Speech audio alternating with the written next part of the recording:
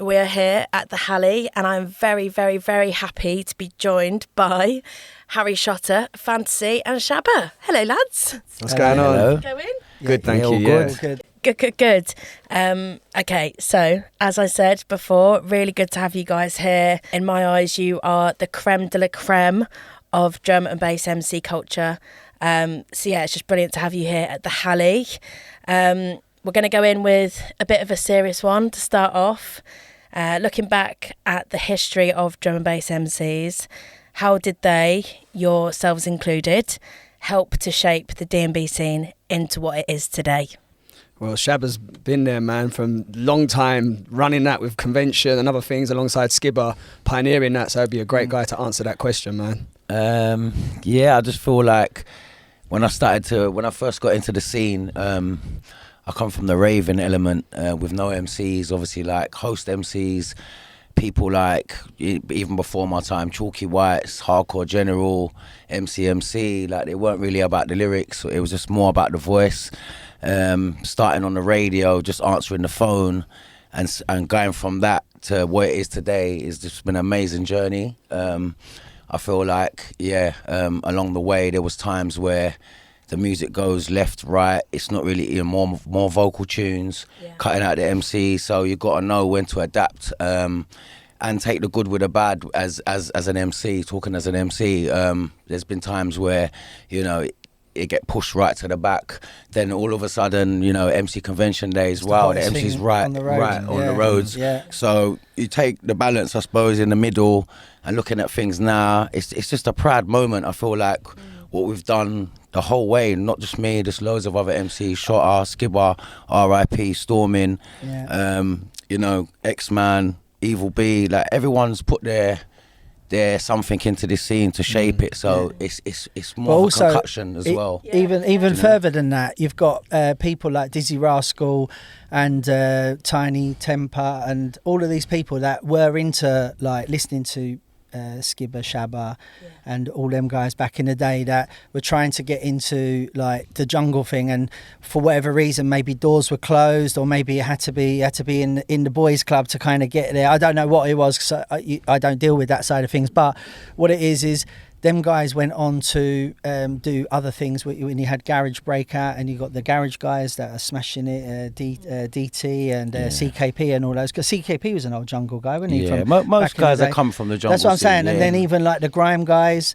And so like, the MC culture from back then has had a massive important part in UK like bass music culture. Yeah, that's right. Because when you think of it, there's a lineage to it. There's the sound system culture, which people like Navigator, Ragatunes, they was on that from early, and that's where jungle kind of stems from, the whole sound system culture. That's why it is traditionally the DJ and the MC working together to create something special.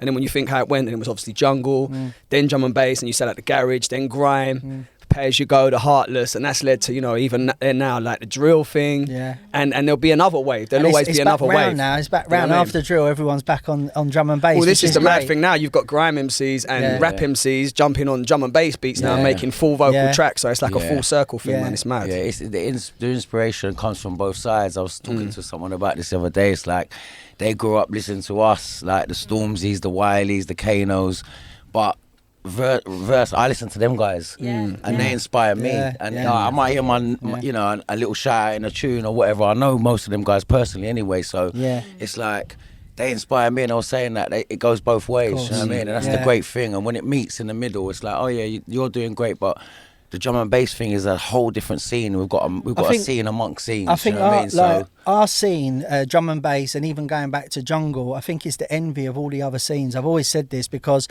our scene as drum and bass has always been quite consistent, even in its lull times. There's still them underground clubs. Always, but if another, like when garage was like the best thing, the biggest thing since sliced bread, and then it become not the biggest thing since sliced bread, there was really nowhere for them to go. But with our scene, even through its ups and downs, it's consistent. There's always and consistently over the world as well. Look, you can go to Canada, it's big, Germany, all across Europe now, New Zealand, Australia. So and there's all those channels, man. It's been transported all over the world. You know what I mean? We're the envy of a lot of other music genres because think about it, drum and bass, even if you like drum and bass and jungle's one to me as far as I'm concerned. So jungle, I heard about jungle was like in 1991, 92, I remember Jason Kay playing this song, and I turned around to him. It was at the Coventry Eclipse, and I was like, what the bloody hell is this? And he just pulled a spliff out of his mouth and went, this is jungle, man. Yeah. And I was just like, yeah, exactly like that. Honestly, you know how Jay sounds, isn't it? It was just like, this was jungle, man. And I was like, right, I see it, I'm in. You know what I mean? It was like, and it was wicked. So,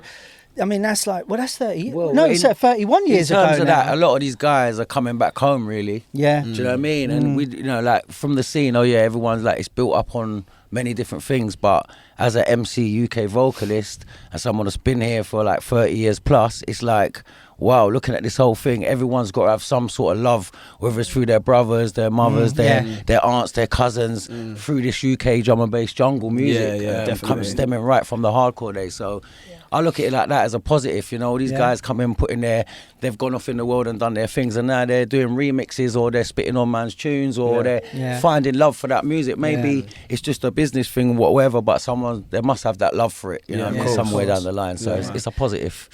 Exactly. And it's, you know, even going back before the jungle days, you know, there's people like Rat Pack, you know, and he mentioned Chalky White, you know, he's still about. But I remember I noticed early that I needed someone, because nowadays I'll get on the mic, but back then I'll be like, you know, shy and that. But what it is I knew that I needed an MC from early, so I got my mate Dave to come out of me, and he ended up being MC Reality. I was fantasy, he was reality. I thought you were going to say ended up being Santan Dave then. Yeah. Oh, no. Well, do you know what? Scoop. Let's get the reveal. Why haven't we got him on a guest spot yet? You know what I mean? No, it's the other Dave. Different Dave, yeah? Yeah. He had to change his name because of Santan. Okay, cool. But I noticed earlier, that's why it was really interesting what you just said about that connection, and I needed someone to connect to the crowd on my behalf, because I wasn't. I will tell you one thing though, this is quite funny, it's a little bit off subject. I was on tour with Carl Cox many years ago in Australia. No MC there, everyone's just there raving. There's about 5,000, 10,000, it's in this big warehouse, and I grabbed the mic, and I swear what I said was, everybody make some noise. But what come out was, everybody make some noise. And then what I did is I ducked down behind the deck, and I got up and I went like that, and the whole crowd, that's the first time they looked at me. And I was going like, who's that? It was blatantly me, you know what I mean? That's a joke. So yeah. Okay, so guys, how do you think the MC culture and talent can be better nurtured within D&B, and why is it important that we do so? There needs to be sort of platforms that are set up for the MCs, because more time these days, if you think about the DJs and the producers, what they'll do, and it's great, they'll make tunes in a week, they're doing loads of collaborations with each other, the scene's in a really good state, and then they'll come. We saw it the other night, Turner and Skepsis playing together, playing their new tune, PA, and the vocalist comes out. It's wicked energy. But a lot of the times, the MCs are just coming and spitting over sets. Yeah. So they're in the studio a week making tunes the same way now. They're releasing on Spotify, they're getting a lot of streams and everything else, but there's not a platform to nurture that talent, because also as well, what I find as well, MCs need time to develop stagecraft and things like that. 100%. You know, you could. It's easy to. It's not say it's easy, but you could make a tune in the studio, it blows, but you haven't really got no stagecraft. So they need to have a place where they can go and learn things about breath control, learn things about when to stop and let the music breathe, learn these things in a live environment without the pressure of suddenly being on a massive festival stage and flopping, and then people going, I don't like MCs because that person weren't very good. And that's and then you get tarred with the same brush. You know, organically, it should be done organically as well, though. That's the thing, and there's so much events all around the world, so you can learn your craft quick as well nowadays, where when you first started there was only one rave on one night and that was the place to be, or going through the years. So it's blossomed so much now, so there's many different ways, but like Shot said, definitely some sort of platform where obviously bringing MC convention back in the day was a big thing as well, because it was a similar sort of thing. The time was MCs were kind of doing 2-hour sets, and it was old school rules, like in terms of that. We sort of like was watching the Grind Man at the time, and was like, whoa, them lot are coming in. Booked Skepta at a rave myself, and he would come in for 20 minutes and you know got like 1,500 quid for like 15 minutes. Well, I was like, wow, that's what we want to be heading. But obviously we shaped it down to an hour. Hour sets, because that people just think that started from beginning, but it weren't. It was MCs were doing 2, 3, 4 hours. Do you know what I mean? They used to book 2 3 MCs. No, I remember they were still on that in Germany when I first came in the scene. I was like, what, 3 hours? You might having a laugh. Nah, if you say an hour strip and a that down half, to at least 90 minutes, dog. I mean, so it's crazy. It has involved a lot, and it's kind of a there's many different ways you can do that, but we're also like starting a platform for MCs as well. Like we believe that being in the game so long as well, that we've got to have some sort of authority on this MC thing as well, in a positive way, and to help many as well. Yeah, I think that's the problem, is there isn't really anywhere for MCs to go and learn their craft these days. It's literally like, you know, oh, can you, you know, we did a warehouse project the other day and we brought out Wiser, she's sick, and we brought out Slay. Yeah. He's sick as well. And Slay from the grime scene, is that right? I think he used to do grime, yeah, but he's obviously been doing a lot of work with Hospital and Chimpa and he, guys, you know, like when they come in, it was like wicked to, you know, just they both, when they come on one at a time, and they lifted the crowd as well, and it was the great dynamics. And you know what we want to do with SASAS is we want to basically use our platform to basically help some of the younger generation. And you know what I mean, the main reason we're doing that, or the kick started it, was because all through lockdown, Skibadee was like going on doing his lives every day, and what his main thing he was doing was showcasing new talent, new producers, DJs and MCs, and you know, so he was on to us, and we've got to bring in the new generation now. So when he sadly passed, we thought we've got to carry out his wishes in terms of the SASAS brand, which is why we created Past, Present and Future. Because the Past, Present and Future, sorry to interrupt, Shots, is very, whilst we're thinking of the future, it's very important we remember the legends of the past, you know, your UK Apaches, your Top Cats and people like that. It's very, very important. And there's loads of, I mean, I've only mentioned them, there's loads of other amazing guys that were, you know, Ragga Twins, they're just the legends, do you know what I mean? So it's very important for us to be able to recognise them guys as well. I mean, we've had like, you know, Devilman's come up, and we've had like Top Cat, we've had like loads of people come on and do little bits of us. Spider, so and it's been really good, because don't forget, you get a new dynamic when you're on the stage and everything working together.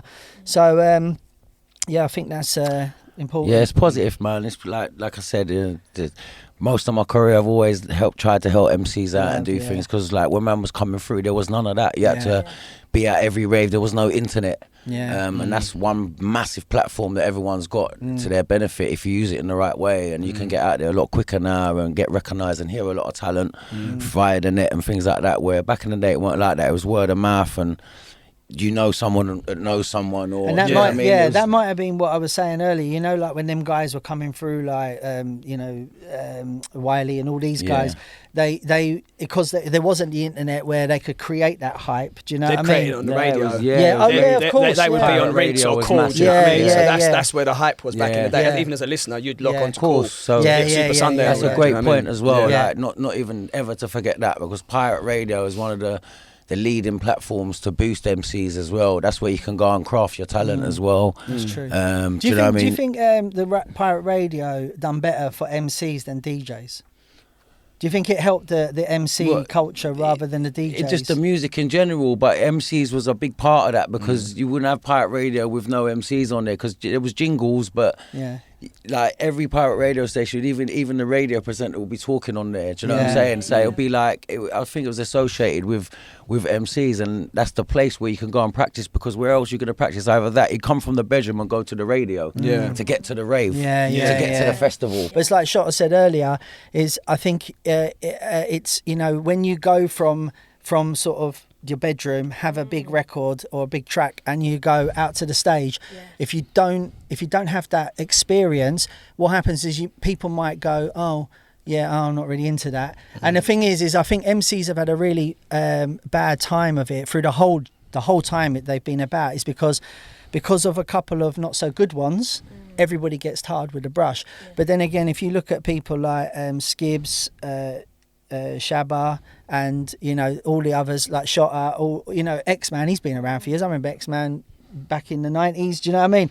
Them people have carved out like careers over 20-25 years, and they haven't done that because they're just, you know, do a great TikTok. They've done that because they're the best at what they do. Do you understand? And it's not having a link and having a mate can only get you so far. You still got to be able to go out there and do the business. Way the world has changed now, and we get that the times have moved on, but one thing is talent, and it don't matter if you're young, you're old, or you know what I'm saying. Talent is talent. Yeah, you can't really hide on the stage, man. You know what I mean? That's the thing. The numbers don't mean nothing on the stage. Yeah, that's true. It's true. That's a good one, man. Wait, can we clip that? Have you got that? Yeah. That's the numbers mean nothing on a stage. So I've always, even me, like, to keep me going as well, like, obviously to always put in 100%. I always feel like you're only as good as your last performance. So I've always kept that in my head. And you're right. That's one good thing for an MC. Like, just don't think because you mashed up a rave last year or you ain't got to put the work in. Like, you always got to put the work in and down to the last minute. And there's times where you might even be doing... Even when you're knackered. Yeah, knackered 3 events in one night, 5 in one weekend, 6, whatever. That like you still got to give 100%. So even if you're tired, as soon as you hit that stage, your energy levels go up. You love what you're doing. That's why you stay in the game for long, because you love it. It's like it's a the money and all that's a bonus, and seeing different countries and all that's lovely. But it's like it's that love of being on the stage, whether it's 5 till 6. You can't beat it. And it's when you MC as well. You MC, we like, no disrespect to DJs. What? Hold on. Stop filming. Stop filming. They might get a sore wrist. Or they might get a sore arm. Well, what do you think we're doing, bro? What do you think we're doing behind it? No. This is no disrespect. But when we MC, and any vocalist will tell you this, MC from the heart and from the belly. So it's a strain sometimes. Do you know what I mean? Do you know what? Do you know doing this and doing this is a strain? I've got repetitive strain. It's not even a moaning thing. It's just a reality. Most of the festivals or the mics are crisp and all the monitors are good and whatever. But like back in the day, like you'd be like, turn up the mic, and it's like a strain. Do you know what I mean? So when you MC from your belly, if you haven't ate or properly or whatever, like it could be a problem. Where like to me, I can mix as well. I can get up there and I can stand up there for 8 hours and mix. Do you know what I mean? But actually to MC, there's the energy that goes into it. That's what I want to say. Do you know what I mean? There's a lot of energy and a lot of it's a lot of physical side of it as well. Yeah, no, definitely, man. We've done things before where we've got, because we're doing like a club thing and a festival the next day, you're getting in at 6 and you might have a festival at 2 as well. So you have to try and get the sleep in when you can and all that, have to eat proper and all that. It's like, there's a lot that goes into it, man. It's not just jumping on the stage and that's it, you know what I mean? There's a lot that goes into the performance. Shabs is hungry quite a lot. He likes a little food. I always bring a packed lunch, you know, like that's been a lifesaver on a few occasions. So I travel always, like one thing that comes with the MC, the DJ and his side of the work is, there's a lot of travelling, a lot. So like it's good to prepare. Like loads of times we're at 4 o'clock in the morning. There's no petrol station. I'm starving, so I always try and bring a food, a little packed lunch for me. I've been doing that for. I don't do that, but he's always got a spare roll for me. So he doesn't have to do it because he's always got a spare roll. I double up, literally. Since we've been on the road, even with the SAS, like I've just been the food man. Everywhere I go, I get food, and then just like Shabs, even Skibs and Storm in RIP, they used to always like bust jokes about it and that. But I always like to have a little munch on the road. It was really important for me to not only have people bigging up artists that we've unfortunately lost, but also just to give people their flowers and big people up that are, still with us today. Who are you guys rating? Who inspires you? Is there anyone that you can name for me? Yeah, let's do the rounds on that, because we've probably all got different names. We can go first, Shabs. So basically, I just want to say RIP Stormin and Skibadee, obviously, they're my brothers. I miss them like mad. Stevie Hyper as well was a legendary. Like I was blessed to be able to work with all 3 of them. MCs coming through, there's loads of MCs. Obviously got my high level label. There's people like Endo, Tans, Swifter, Grimer and Azra smashing it out there. J Wills, Loader B.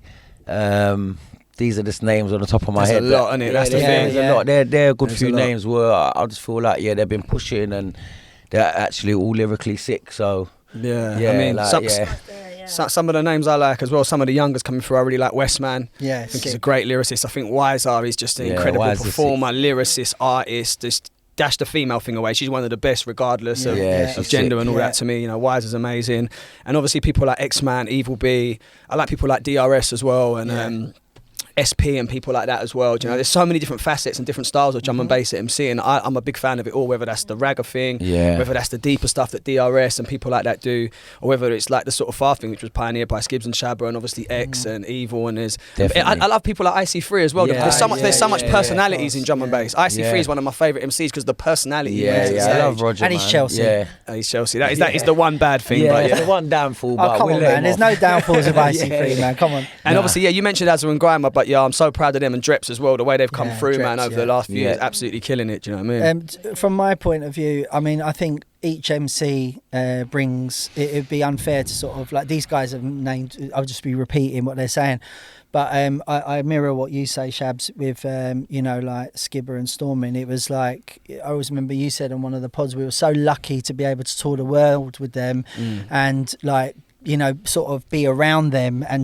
as not just as performers but as people, and feed off of their like beautiful energy. And also Stevie Hyper D, I was like absolutely blessed to be able to work with him. And it's funny because with Stevie lived in Fulham, which is, I used to see him when I was going to footy, and I used to hang around Fulham when I was younger, and I didn't really realise how good Stevie was until he actually MC'd with me, and it was afterwards I come out and was like, bloody hell, that guy's good.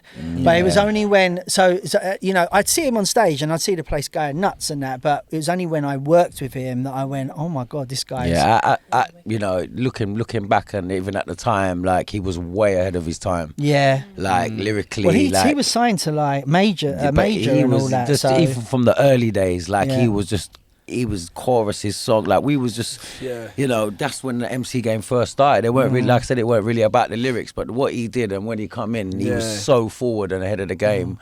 And he shit will live on forever, I'm sure. Man, I mean, I just remember from a listener's perspective, because I wasn't in the scene and I was just a fan, but listening to Hyper, the thing that struck me was his versatility. 1 minute he could be singing, next minute he's rapping, next minute he's doing double time, next minute it's ragga. It's like 4 or 5 MCs in one man. Superhuman, bro, do you know what I'm saying? I never got the pleasure of meeting him, but he had every big inspiration. 100%. Obviously, we are dedicating this episode to Skibber. I imagine that you guys have a lot of wonderful, lovely memories with Skibber. Are there any memories that kind of stand out for you? Anything that you can share?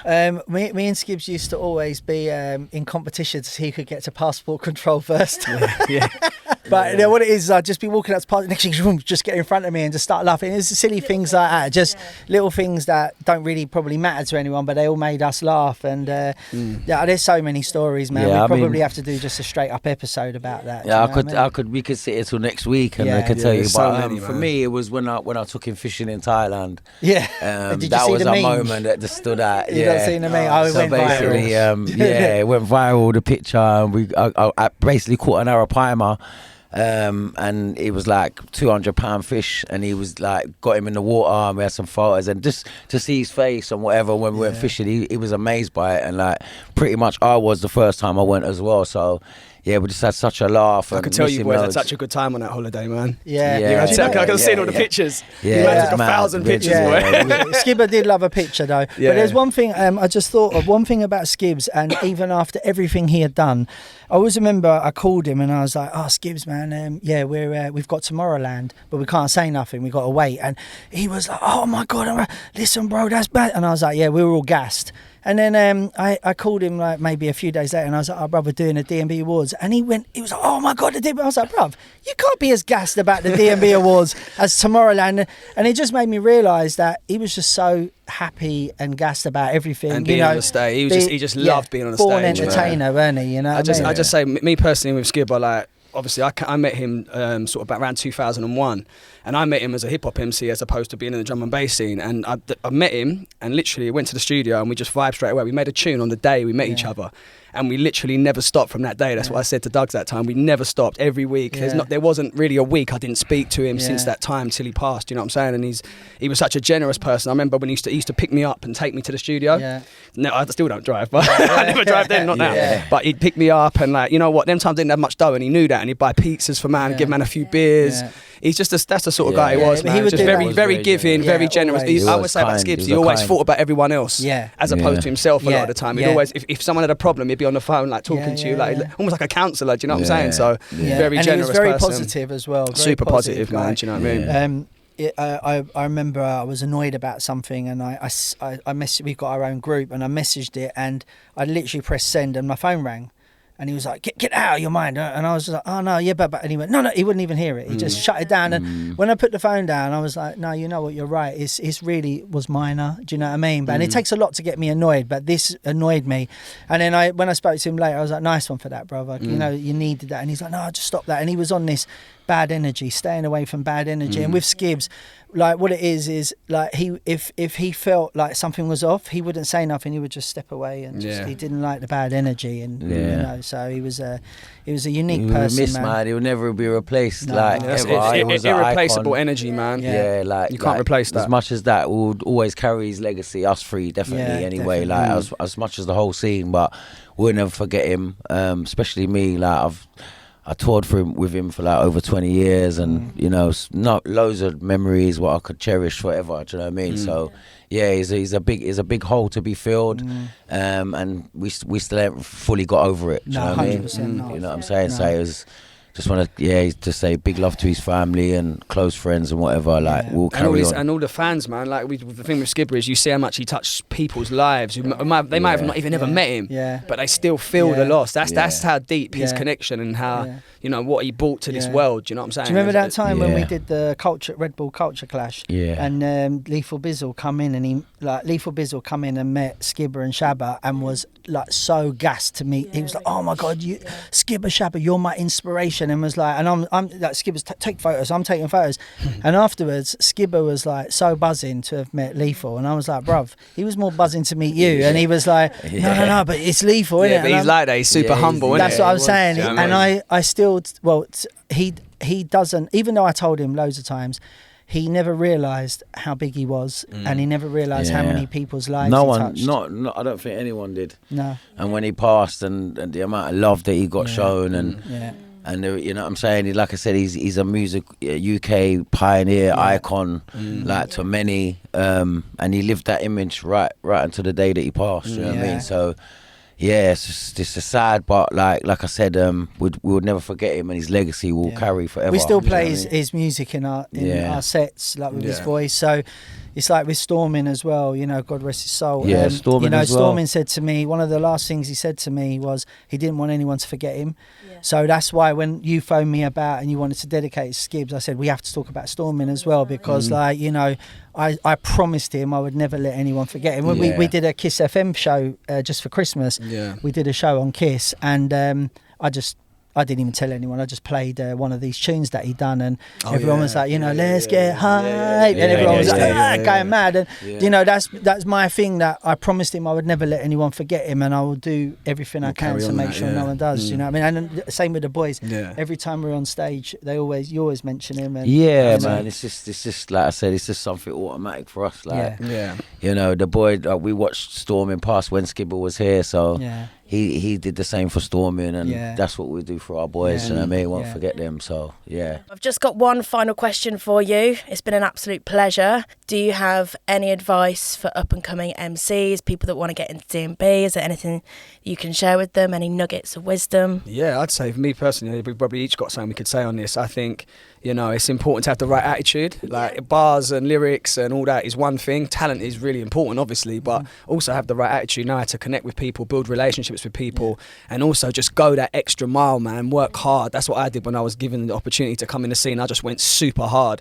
I was like, I'm going to outwork anyone. People were saying, "Oh, you're getting fast track because you're Skibber's mate," and all this. I'm going to prove you wrong then, and do things on my own. It gave me the fire in the belly to kind of do that. So I think use the fire and just get out there, build relationships with people, and use every platform you can, and just try and put out the positive energy, like we said with Skibs. Always try and keep it positive out there, whether it's online. We all got things that annoy us, but don't go online and cuss a promoter or a DJ or whatever, because you could be working with them down the line. Do you know what I'm saying? Because things change, man, and it's like just keep the persistence, man, and keep the work rate up, I would say. And try not to get too disheartened as well. Like when things are not going right, just hang in there. Do you know what I mean? Because if you look at like say vocalists like a Little Sound, like, you know, look what she's done in a year. She's just like absolutely smashing it, and she's such a lovely, normal, young, humble girl from up the road, and it's beautiful to see. You know what I mean? That's the word, humble. Be humble. Self-belief. Always believe in yourself. But no, there's a thin line between too much belief and ego. Do you know what I mean? You got to control your egos. Do you know what I mean? Because that's important. Like Shota said, you got to have the right professional attitude.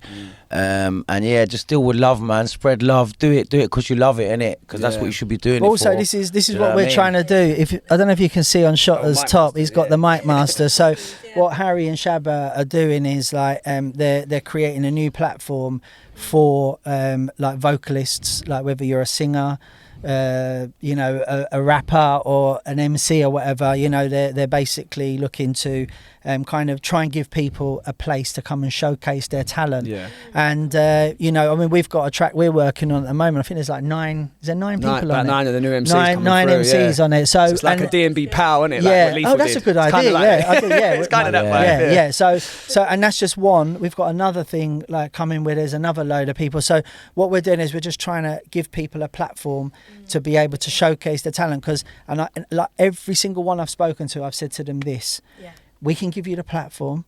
It's down to the fans and the ravers and the lovers of drum and bass to go, oh my God, I want you. And it's all down to them. Yeah. Doesn't matter. We could turn around and tell everyone, you know, Laurie Charlesworth is the best presenter in the world. If the people don't think that, then they're not. But if they think they are, and I know they do. Yeah. They do. That's why I said it with confidence. It's all about building bridges. It's all about building them bridges, like Shot says. But it's true though, do you know what I mean? Longevity in drum and bass is always a better thing. You know, overnight thing is great, but like to do this for years to come, and you look at some of these young MCs coming through to be looking in, they'll be doing this music thing for 20 or 30 years now from now. Do you know what I mean?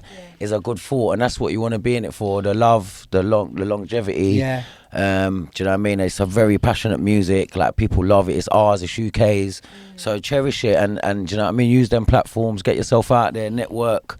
Be positive, man. And also bring something new to the table as well. Try and all the people I've seen blow up and get big are people that are unique in a sense, whether it's like that's the way they flow, whether it's the way they spit, whether they just come with a different angle, even their dress, whatever. Do you know what I'm saying? They come with something different that people are like, wow, they're not like everyone else. You know what I'm saying? Try to stand out and be original as well. But also, man. I wanted to say, you know, when you touched on the UK thing, don't forget there's like artists from abroad as well. You've got like people like Skywalker. He's another one. When like another thing we do when we go abroad. But this is what I meant is come from UK. Oh yeah, the music's come from the UK. Yeah, do you know what I mean? For the UK MCs coming out, this is our only thing that's really ours, that we can say, like the garage thing is not here. Do you know what I mean? Like it's from America or whatever. There's other things, but this is, you know, rap's American or whatever. Everyone jumps on it. Jungle, but this is born and grown jungle over here, is UK, man. This is ours. Do you know what I mean? Of course, So we've got to cherish that, and we've got to love that. That's amazing though, that a music that was born in the UK has been exported worldwide, and then people abroad are actually making the music. Because you know, there's like you know, even when we go abroad, what I was going to say, like we've gone to different territories, and like when we did Belgium, we did Puckle Pop, and we got like a local artist out there, Skywalker. You probably know who he is because he works with Headaches, and that we brought him on stage with us. And so what we're doing, it's not just about because you know we know people and they're from up the road and that. You know, it's a worldwide thing, and we have a platform, and we just, you know, we'll work with people. Me and Chad did that. We went to Canada, innit? We done our set, but then we invited the MCs to come. Yeah, that's right. Is it Caddy and that? Yeah, that's right. And don't get me wrong, we've done events in the last couple of years where we know that it's not really MC friendly, and that's what it's about, being professional. Like we go to these festivals. Even when Storman and Skibadee was alive, we went to Rampage. You can check out that set. It's probably got over 4 million views on. We didn't even hardly MC. We didn't chat no bars. We just literally made the drops, and we just kind of shocked everyone with that. And that's what it's about, adapting at the right time. Someone said to me it was a very professional performance, and I went, well, we are professional. We are though. That's our job. Our job is to adapt to the audience in front of us. Like whether you're a DJ, you need to. Yeah, it's important. Can't go in blind. You have to kind of read the crowd. If you're in the public eye, do you know what I mean? You're in the public eye, then it's important to be professional, and that's one thing that Skibbs and Stormin was always. Do you know what I mean? They you know, there was professional, man. Like Skibbs knows. Do you know what I mean? The right times to do certain things. Even on the mic, I learnt loads from that guy. Do you know what I mean? So yeah, it's about being professional and definitely standing up for the right of the MCs. Do you know what also, I mean? as well, there's something you said recently about finding space within the music. I thought that was a real. Like that was something Skibber was on from ages. Like, you know, he'd be like, we did this tune. It never got released. That tune we'd done with Calix and TB. It never got released. We did it during lockdown, and it was like the way he sort of, you know, there's like, well, yeah, and then he sat in between it, and then these guys come in and. To be honest, it's such a shame it never come out. I actually played it to someone the other day, and they're like, "Oh my god, this is amazing!" Calix and TB was like us lot on it. It was mad. Yeah, it was. We didn't tell anyone. It did. We didn't tell anyone because we wanted to make people go, "Oh my god!" But anyway, it didn't come out anyway. It's just a shame. But what it is again, it just shows these guys, Shabs, Harry, and Skibber when he was alive, God rest his soul.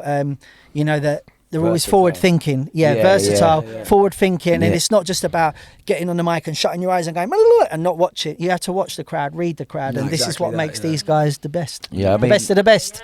Well, is that a good way to finish it? Funny. That's a great way. Yeah. That was just like scoring a goal.